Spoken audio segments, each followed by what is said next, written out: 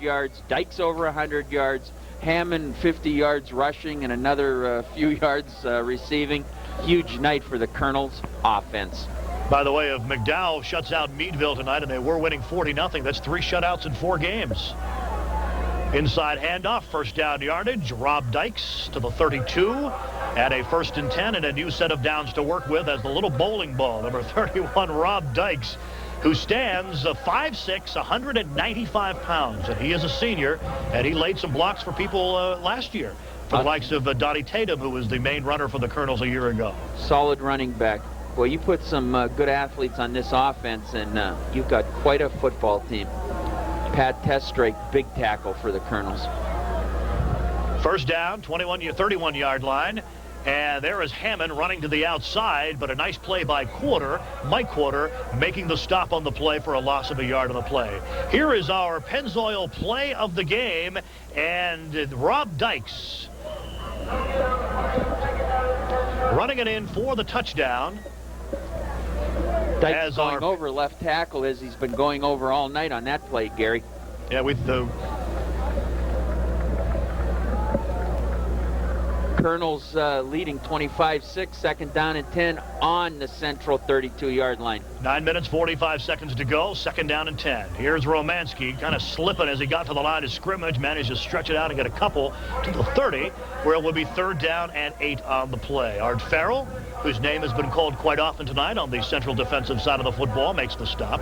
Well, you look at Theo Hammond, he's limping, Dykes is limping, Shalosky's limping. And they still have 350 yards rushing.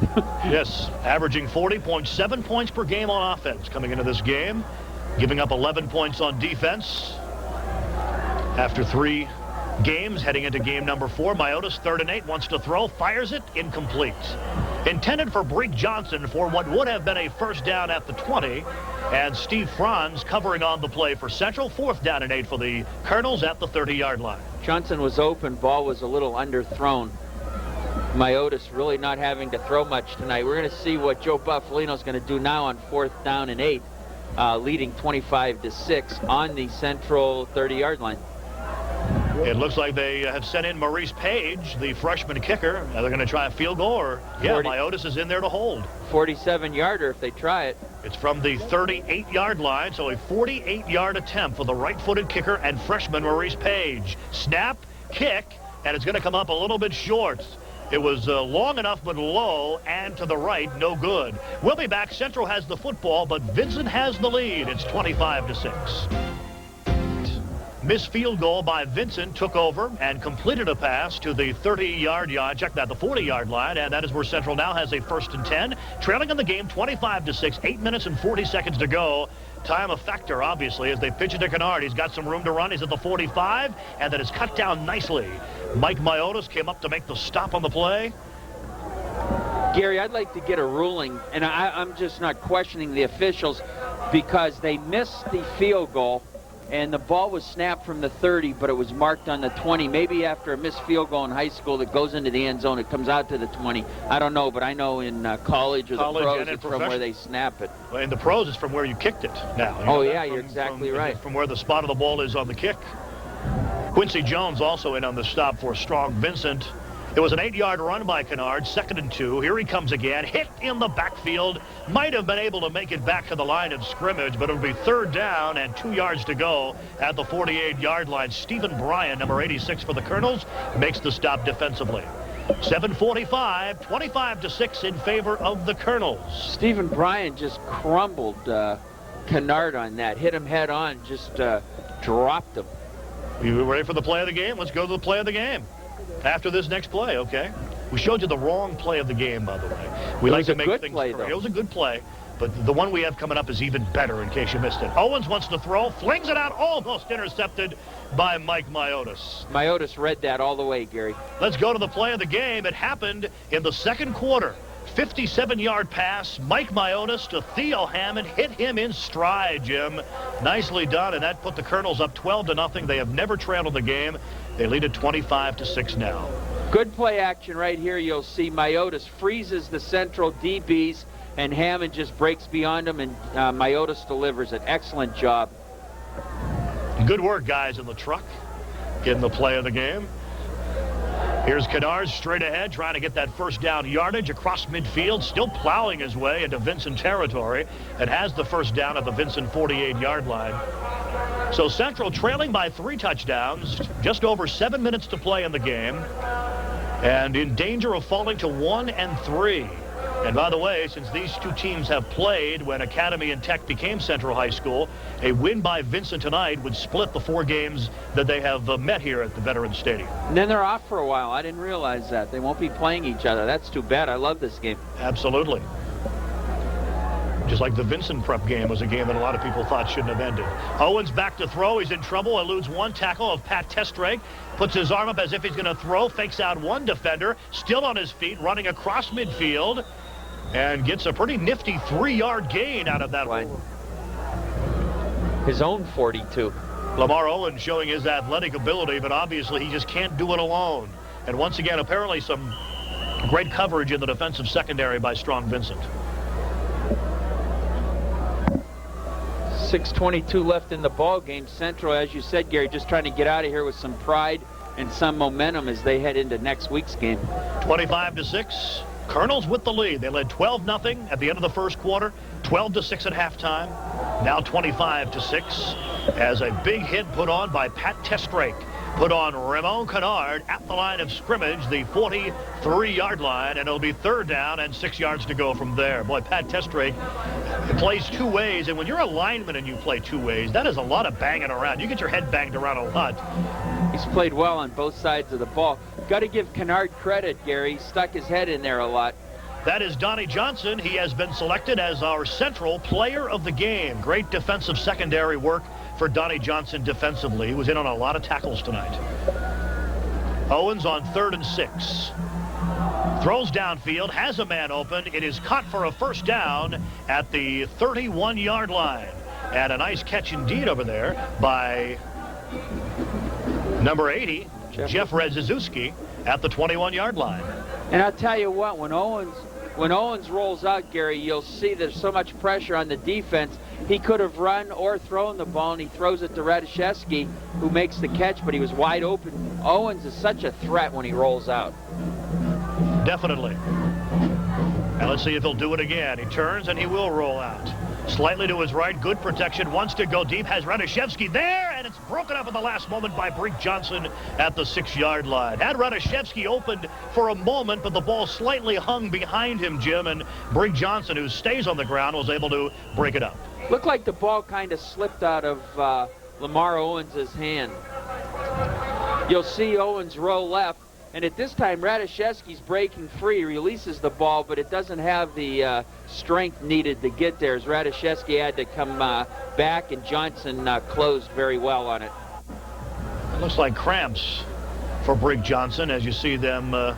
You see him being attended to on the sidelines.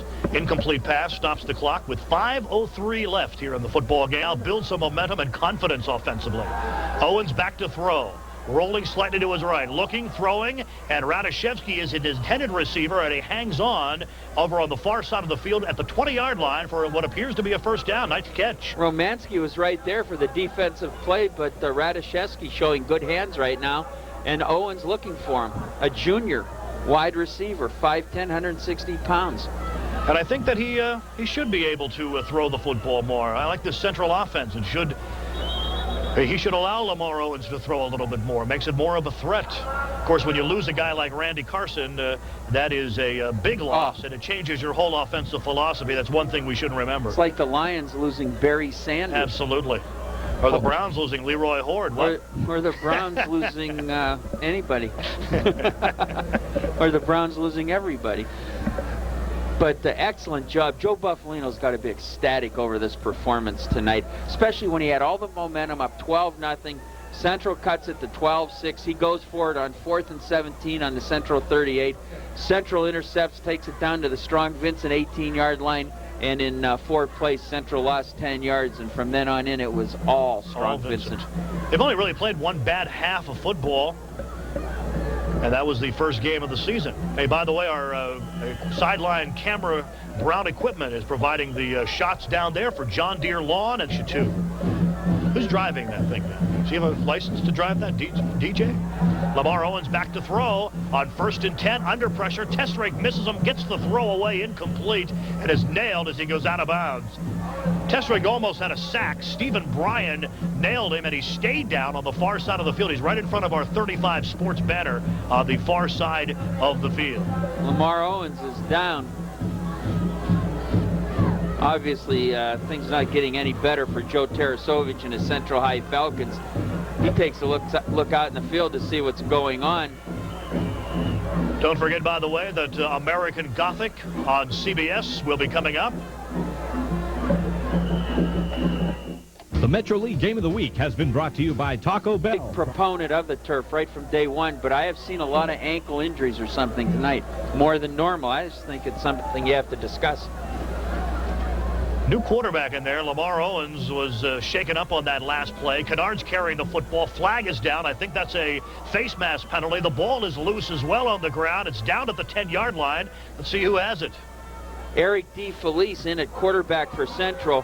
You know you're in trouble when the Central coach was moving people around in the huddle, seriously going, all right, you play here, you play there. That fumble might have been to Central's advantage. It could make it a first down.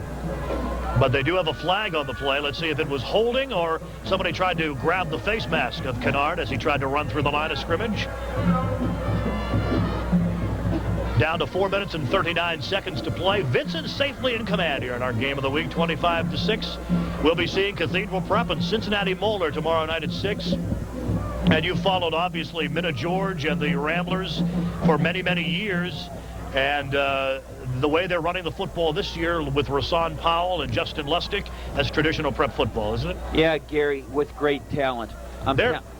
There is Rob Dykes, our player of the game. Dykes with over 100 yards rushing and 2 touchdowns tonight. Certainly deserves it. Rob Dykes, our player of the game. Back to Cathedral Prep, Jim, you were going to say? Maybe their quickest team ever as far as speed in the backfield with Rashawn Powell, Mark Lockett, Justin Lustig, and Ramon Ellis on the reverse. I mean, they can score from everywhere. Ramon Ellis, one of the leading receivers, the leading receiver in the Metro League. Number 5 is Lamar Owens. Is he back at quarterback? Yes, yep. He is back. Eric DeFelice spelling him for one play after Owens apparently shaken up. The ball is at the 5-yard line following the face mask penalty against Central. So the fumble and face mask penalty, and Central's in business. 1st and goal at the 5. Owens back in quarterback. Turns, hands the ball to Kennard. No, he's going to keep it. Rolls right, throws for the corner. Touchdown, Eric DeFelice with the grab in the corner of the end zone for the touchdown, coming with 4:04 to play in the game. So the Owens to DeFelice 5-yard touchdown connection makes it a 25-12 ball game. Vincent still on top. Joe Tarasovich, I think, going for 2 as he calls Lamar Owens. You'll see Owens rolling left, and DeFelice was open right from the beginning on that one, Gary. Again, Owens gets a snap, rolls left. Nobody picks DeFelice up. Owens gets the ball to him. DeFelice, good-looking wide receiver. Yes, he is. And you throw Radishevsky in there, and I think that Central, you may see them throw the football a little bit more, especially against Central Warren Harding a week from Saturday right here at Veterans Stadium and on Channel 35. Tomorrow night, of course, at 6 o'clock, it is Prep and Moeller. Lamar Owens under center as the Falcons go for 2. Might see the same play. Owens rolling right, looking back, man wide open, catches it for the 2-point conversion. And so it is a 25-14 game. The lead is cut to 11 with 4:04 to play. Strong Vincent with the lead, but Central with a nifty touchdown drive. Here's the 2-point conversion. This guy was so wide open, Gary, it was unbelievable. Nobody was even close to Dale Vactor. People, directors, Chiron operators, promotion directors, hot dog makers. Where are they? Where's the pizza maker, Gary? Here we go. Got to be an onside kick. Laird has the ball teed up at the 40. And tries the onside kick. It's batted down. It's loose. It's still loose. They're piling on it to 50. Central's acting like they have the football. Let's see if they unpile the players. Still awaiting some signal from the referee. 36 for the Falcons. Already ran out of the huddle with the ball. I still don't actually have an official saying. Yeah. He did say, there he goes, right there. He says, Central's football. So at the 48-yard line, Central recovers. They're only down by 11, and here comes the replay. Great kick by Laird as he bounces it off the strong Vincent defender. Loose ball in 36 as Central comes flying in there and beats everybody to the ball. There he is. He's coming out with it. I got it right here. There he goes. Number 36 is Steve Masson, a 5'11", 185-pound senior, backup tight end for Joe Tarasovich, in on the specialty teams and coming up with an important recovery. That is Chris Stor.